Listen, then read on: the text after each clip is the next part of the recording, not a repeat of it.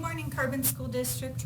I was asked to share a message as the outgoing Teacher of the Year. I thought I may have gotten off the hook because of everything that happened at the end of last year, but here I am, even recording it, and I'll do my best. Feels like so long ago that I was given the honor of being named Teacher of the Year for Sally Morrow Elementary and then Carbon School District. Thank you to my fellow colleagues at SME for choosing me for this award. You're the best.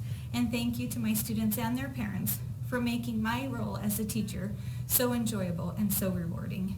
There are many teachers in our district deserving of this award, and it's my pleasure to work with such amazing people. Thank you to Dr. Hatch and the school board for the honor of being selected to represent Carbon School District in this capacity.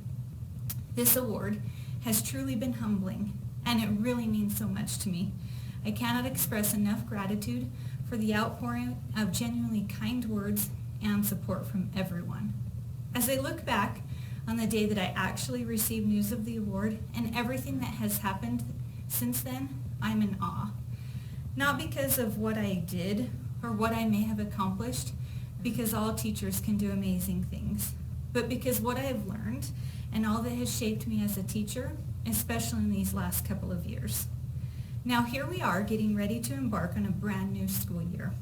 Each year brings unknowns, but this year comes with a whole set of different unknowns, unlike any before. We're coming off the heels of a year where we were thrown for a loop with the onset of COVID-19, and we missed a full quarter of in-person instruction. Through everything, we worked as a district to meet the needs of our students and their families, and we did a phenomenal job. We had incredible leadership, and we pulled together to do the best we could in difficult circumstances. We reached out to students and families in unbelievable ways to help and to extend our caring beyond the classroom walls. It stretched us as teachers and district staff, but it made us realize that we can do hard things, as our principal, Mr. Allen, would say daily. I don't think any of us went into education for the huge paycheck or notoriety, or even crossing our minds that we'd have to deal with a pandemic situation and teaching virtually. However, what we did go into education for is to hopefully make a difference. I remember one teacher that made a huge difference in my life. I was a very quiet, shy 8-year-old with this odd pixie haircut and a style of my own that I thought was very cool. I was in my new 3rd grade classroom after moving schools and my parents going through a lengthy custody battle. I don't remember much about many of the students, but I do remember feeling unsure and out of place in this big school, not knowing anyone. My young, soft-spoken, but very confident teacher, Ms. Kellett, made me feel welcomed, important, and safe. She had a way of bringing out the best in students, looking for their strengths, and creating a classroom community. She met my needs and the needs of each individual, and it was evident that she cared. I remember a really embarrassing moment in that class. I asked a really dumb question that's honestly just too ridiculous to share. But because of the classroom environment, it wasn't a big deal. Ms. Kellett redirected the class discussion without incident and just had everyone move right on. I also remember getting to be a student aide for a special needs classmate with cerebral palsy in a wheelchair named Jessica. She and I became really great friends. Jessica taught me a tremendous amount about compassion and service to others. Looking back, our teacher fostered that relationship, and we both benefited from it. My 3rd grade teacher made a positive difference in my life as she taught me more about myself through knowing my strengths, giving me opportunities to grow, and meeting my needs. I distinctly remember making up my mind that year to become a teacher that would hopefully have a positive influence on others. Maslow describes human needs in a hierarchy. The bottom are your physiological needs, your most basic needs like food, water, clothing, shelter, health. The second set of needs are safety needs, protection from violence or theft, emotional stability and well-being. The third set of needs are love and belonging needs.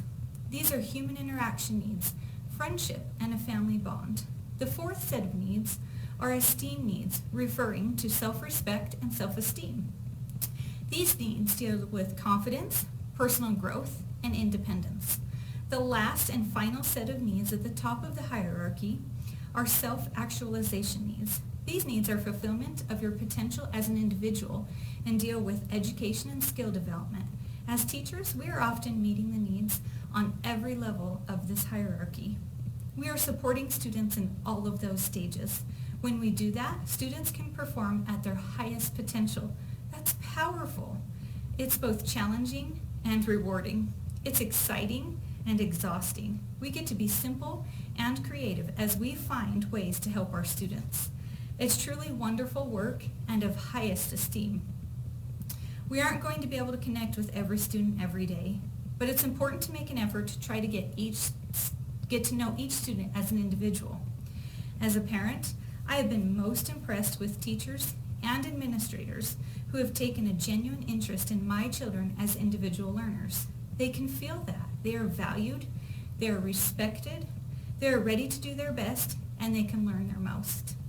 The new Teacher of the Year, Mr. Wes Thompson, is one of those teachers. Thank you and congratulations. You are awesome. I also find that when I take the time to do this, I not only connect with my students, but it allows me to find what they need, even if it's on the most basic level. Whether it be something so simple as getting to clean the whiteboard and chat one-on-one with me when no one else is around. I really did have a tough behavior student that wanted that as a reward. Or it's a student that needs additional food at home because her parents are going through a divorce and she's bouncing back and forth between homes. On another occasion, while reading and conferencing with a student, I found that she was struggling with fluency because she kept repeating herself. After recording her and playing it back, she was astounded. She didn't know she was repeating herself or how she actually sounded when she read. We worked on it for weeks and she improved dramatically. It was something so simple to make her aware, meet her need, and it helped her confidence skyrocket. Plus, the direct intervention, coupled with finding the right level text, helped her move to grade level reading. She was motivated to improve and overjoyed with her success.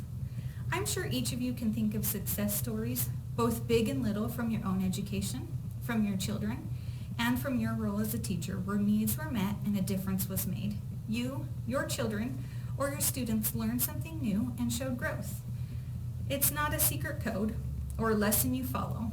It's noticing, it's watching, it's being consistent, it's being intentional. It's setting goals, having a direction and a plan. It's celebrating accomplishments. It's being positive and truly knowing your students to meet their needs. With this school year, masks or face coverings may drive you nuts and be worn incorrectly by students. Yikes. Hand sanitizer will be everywhere. Or it may take half the day to wash hands and much of your instruction time. But those are current needs for the current time. We will face things we didn't expect and solve problems like rock stars. We will all do our best to keep students and staff safe and healthy. But remember, we get to be back in school and we get to do what we love as we teach and meet the needs of our students. We have the opportunity and the potential to make a positive difference. Have a wonderful year.